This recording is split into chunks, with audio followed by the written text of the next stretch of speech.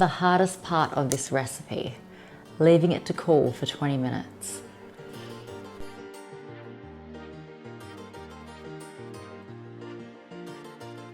Who says that cottage pie has to be basic? I'm giving this comfort classic a few cheeky twists, and you'll spot them soon enough.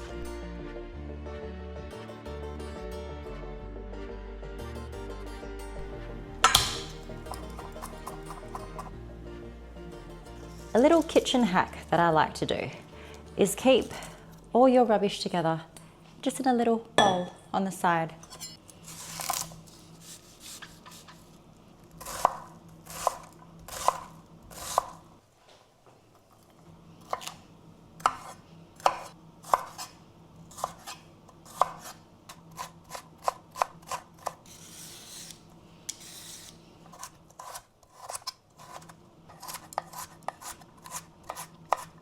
And last, a potato.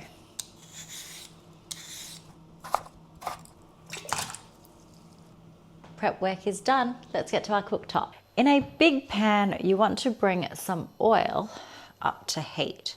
I have mine on a 7, which is a medium high. And then you want to start by cooking off your diced onion and your garlic. So keep stirring until it gets a little bit see-through, but not cooked all the way through, because we're going to add in our carrot and our celery. Next, add your carrot and your celery. Cook that for about 3 minutes. Traditionally, cottage pie is made with beef mince, but I'm going a little bit different. I'm going to go in with some beef and pork mince because I really like porky flavour, and I feel like that might just elevate it a little bit more and give it a little bit of a twist. Another thing I learned recently is that shepherd's pie is actually made with lamb mince and not beef mince, and cottage pie is made with beef mince. I didn't know the difference. I thought it was just different regions have different names for it, but there you go. Our veggies are looking perfect. Time to go in with our mince.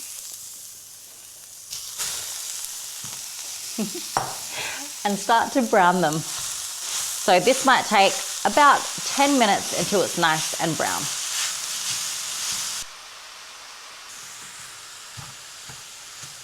Our mince and veggies have been cooking away for about 15 minutes now, and it's nice and broken up. On the bottom we have some really beautiful golden bits there.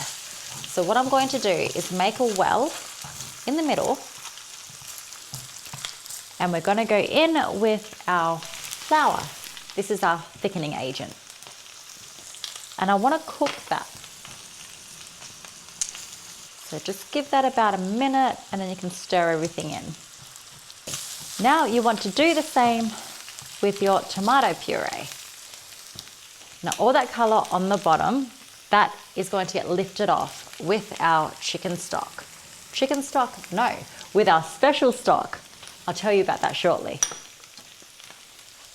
And let's just cook that tomato puree as well. That just takes out a bit of the acidic flavour in your tomatoes. Just makes them more rounded. Time to tell you about my special stock that I have. So traditionally you would put in beef stock, but going with the autumn feel, it's almost Christmas, I found some Christmas stock at the supermarket. This is a mixture of chicken, beef, pork, there's some ham in there. It's got everything plus a bunch of veggies. So it's going to be very, very flavoursome. Pour that in.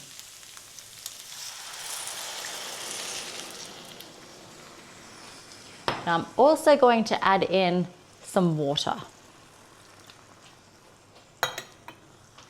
Give that a good stir before we add in a few extra pieces. Look at all the colour come out in our tomato paste there. That's going to change dramatically now. We're going to go in with our Worcestershire sauce, thyme, and a couple of bay leaves.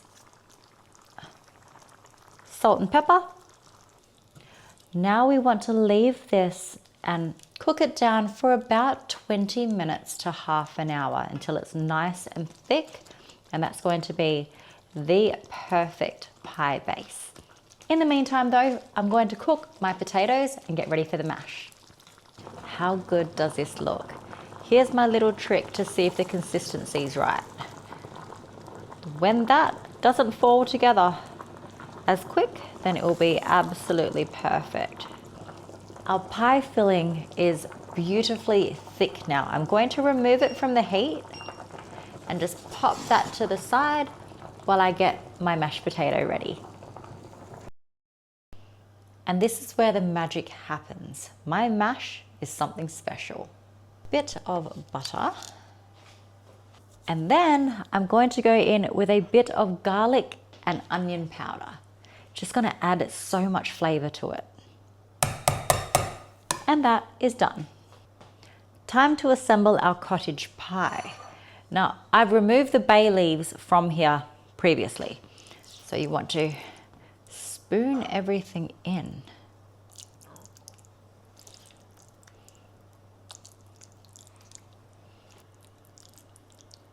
Beautiful. Now we layer on our potatoes. So I like to create a nice seal. All right, now it's time to score it. So see these little parts here? That is going to be so crispy and brown by the end of it.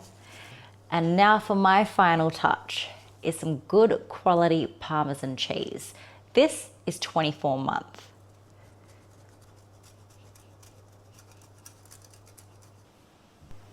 Into a preheated oven at 180 degrees for about 25 to 30 minutes until it's beautifully crispy and golden on top.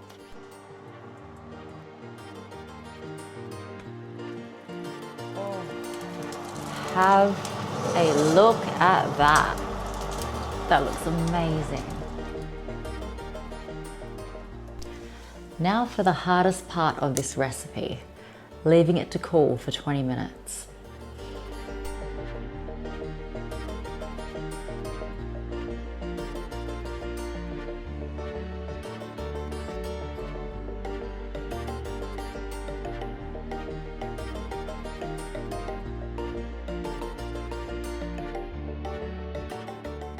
It's hearty, it's comforting.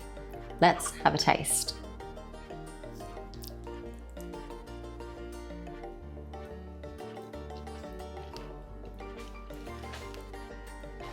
That is so good.